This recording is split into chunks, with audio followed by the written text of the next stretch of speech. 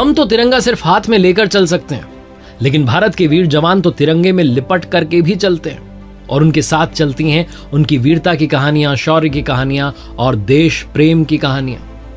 आप और हम तो पहाड़ एडवेंचर के लिए चढ़ते हैं पूरी सेफ्टी के साथ में, लेकिन वो पहाड़ों पर ड्यूटी निभाते हैं ताकि आप और हम सुकून से सो सकें। कारगिल की विजय गाथा बरसों बीत चुके हैं, लेकिन आज भी हमारे रोंगटे खड़े कर देती हैं और हमें याद दिलाती है कि आपकी हमारी जान सुरक्षित है, क्योंकि किसी ने अपनी जान की बाजी लगा दी थी।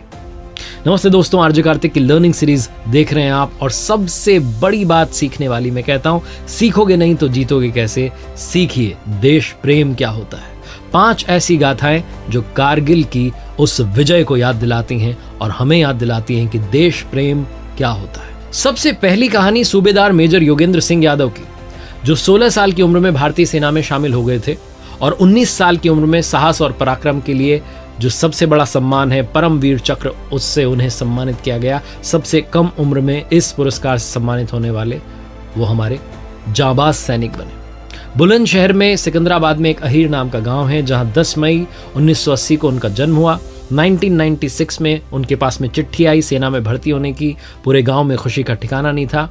योगेंद्र के पिताजी भी सेना में थे, तो अपने पिताजी को उन्होंने देखा था और उन्हें लगता था कि मुझे भी फौज में शामिल होना है, तो फौज में शामिल हुए। उन्हें बहुत खुशी हुई और सूबेदार मेजर योगेंद्र सिंह यादव 1999 में जब उनकी शादी हुई, सिर्फ 15 दिन हुए थे, छुट्टियों में घर आए हुए थे, तभी उनके पास में कारगिल हेडक्वार्टर से बुलावा आता है कि आपको आना होगा।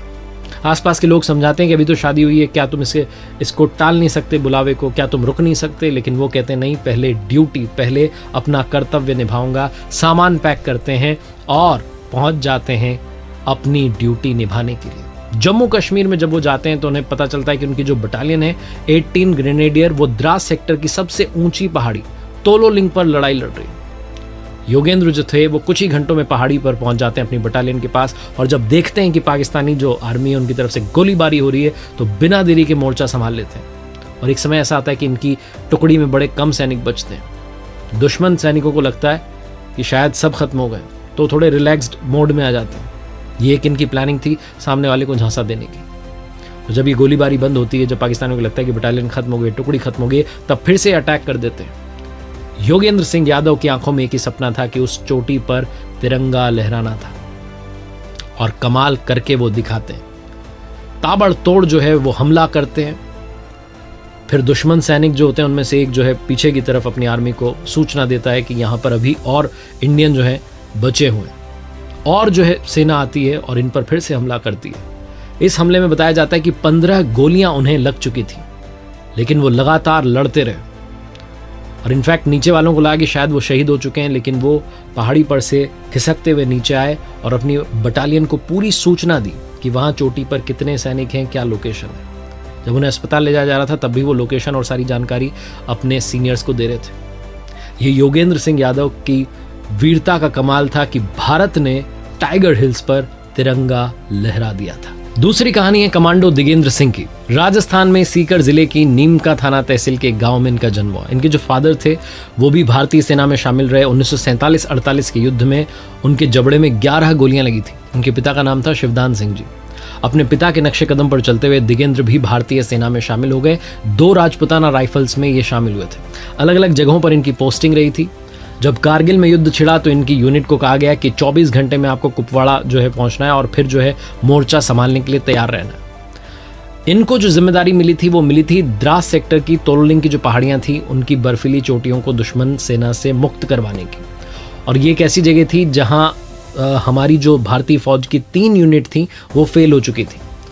तो ये चढ़ाई शुरू करते हैं, रात के सन्नाटे में चढ़ाई पूरी करते हैं 12 जून की रात को। और पाकिस्तानी सेना को जो एक बंकर था उसमें दिगेंद्र एक हद गोला जो था वो सरका देते हैं। जोर का धमाका होता है और जो अंदर होते हैं वो सब मर जाते हैं। दुश्मन सैनिकों पर ये बड़ा अटैक था। इनका तीर जो था एकदम सही निशाने पर लगता है। पहला बंकर खत्म हो चुका था। उसके बाद में आपसी फायरिंग तेज हो जाती है और इनकी टीम ने पूरे 11 बंकर तबाह किए थे। दिगेंद्र अपनी वीरता को लेकर आगे बढ़ते रहे, दुश्मन सैनिकों पर लगातार हमले करते रहे। और ये दिगेंद्र की वीरता का कमाल था कि तोलोलिंग की चोटी पर भी तिरंगा लहराने लगा था। हालांकि जो दिगेंद्र थे वो अपनी जीत से ज़्यादा एक्साइटेड नहीं थे, क्योंकि उनके जो अपने साथी थे उन्हें खो दिया था। बहुत घायल थे, रो रहे थे। इसके बाद उन्हें कुछ याद नहीं रहा। जब उनकी आंख खुली तो वो श्रीनगर के जो आर्मी हॉस्पिटल था उसमें भर्ती थे। और तब जो हमारे प्राइम मिनिस्टर साहब थे अटल बिहारी वाजपेयी जी, उन्होंने पीठ थपथपा करके कहा था कि वाह मेरे कलयुगी भीम बेटे, तुमने 48 को मारा, 2 को और मार देते तो हाफ सेंचुरी लग जाती, तुम नॉट आउट रहे। उनके इस कंट्रीब्यूशन के लिए भारत सरकार ने उन्हें महावीर चक्र से सम्मानित किया था। तीसरी कहानी है कैप्टन गोगोई की। कैप्टन जिंटू गोगोई, जिनका जन्म हुआ आसाम के गोलाघाट जिले के छोटे से शहर खुमताई में और 17 गढ़वाल राइफल्स रेजिमेंट में अपॉइंटेड थे। 1999 में जम्मू कश्मीर जो एरिया है वहां पर अपॉइंटेड थे। इंडिया पाकिस्तान के बीच में जब कारगिल युद्ध छिड़ता है तो 12 दिन पहले इनकी सगाई हुई थी और सगाई की छुट्टियों के लिए गए हुए थे, लेकिन यूनिट से बुलावा आता है और इन्हें वापस बुला लिया जाता है। कैप्टन गोगोई जो थे पूरे स्टेट के लिए, आसाम के लिए, वहां के यंगस्टर्स के लिए एक इंस्पिरेशन बन गए थे, क्योंकि कारगिल वॉर वो समय था जब आसाम में भी अशांति चल रही थी। क्योंकि वहां पर अशांति चल रही थी तो कैप्टन जिंटू गोगोई ने अपने लोगों को कहा कि हमें एक रहना है और हमें भारत के साथ आगे चलना है, भारत का जो झंडा है तिरंगा उसे बुलंद रखना है। इस बात से आसपास के लोगों को, युवाओं को बहुत इंस्पिरेशन मिली थी। कैप्टन गोगोई को जो काम मिला था वो मिला था बटालिक सेक्टर में काला पत्थर से पाकिस्तानी सैनिकों को खदेड़ने का। और कैप्टन गोगोई वहां पहुंचे थे, मोर्चा उन्होंने संभाला हुआ था। तभी दुश्मन सैनिकों की नज़र इनकी टुकड़ी पर पड़ जाती है। भारी गोलीबारी होती है। पाकिस्तानी सैनिक जो हैं वो कैप्टन जिंटू गोगोई की जो टुकड़ी थी उसको चारों दिशाओं से घेर लेते हैं। और कैप्टन गोगोई जो थे अपनी रेजिमेंट का जो आदर्श वाक्य था युद्धाय कृत निश्चय, यानी कि दृढ़ संकल्प के साथ लड़ो, इसको चरितार्थ करते हैं और कमाल की लड़ाई लड़ते हैं, एक वीरता का परिचय देते हैं। और इस उद्घोष के साथ में जो उनकी रेजिमेंट का युद्ध घोष था, बद्री विशाल की जय, ये जयकारा लगाते हुए दुश्मन सैनिकों पर हमला कर देते हैं। और कैप्टन गोगोई की जो साहसी कार्रवाई थी इसमें पाकिस्तान के 2 सैनिक मारे जाते हैं, कई सारे घायल हो जाते हैं। हालांकि ये जो गोलीबारी हुई इसमें कैप्टन गोगोई भी घायल हो गए थे, उनको भी काफ़ी चोटें आई थी, लेकिन उन्होंने तब तक गोलीबारी जारी रखी जब तक कि वो गिर नहीं गए। गंभीर चोटों की वजह से वो युद्ध भूमि में वीर गति को प्राप्त हो गए। कैप्टन जिंटू गोगोई की ये जो बहादुरी थी और उनका जो सर्वोच्च बलिदान था, इसके लिए उन्हें मरणोपरांत वीर चक्र से सम्मानित किया गया था। और उनकी इस वीरता की वजह से ही भारतीय सैनिकों ने काला पत्थर की उस जगह को दुश्मनों से मुक्त करा लिया था। चौथी कहानी है कैप्टन मनोज कुमार पांडे की। वो कहते थे मेरे रास्ते में मौत भी आई तो उसे भी मार दूंगा। Captain Manoj Pandey GR Gorkha rifle के पहली बटालियन के जवान थे। और कमाल की बात यह रही कि उन्होंने परमवीर चक्र के लिए ही भारतीय सेना ज्वाइन की थी। जब एनडीए का इंटरव्यू हो रहा था, उनसे पूछा गया कि आप आर्मी क्यों ज्वाइन करना चाहते हैं, तो उन्होंने कहा परमवीर चक्र के लिए।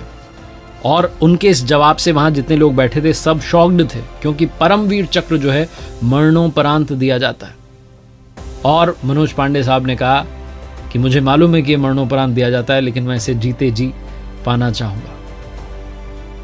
1999 का जो कारगिल युद्ध था उसमें ये भी पहुंचे थे। इनकी टुकड़ी को भी ऑर्डर मिला था कि आपको जाना है और दुश्मन सैनिकों से लड़ाई लड़नी है।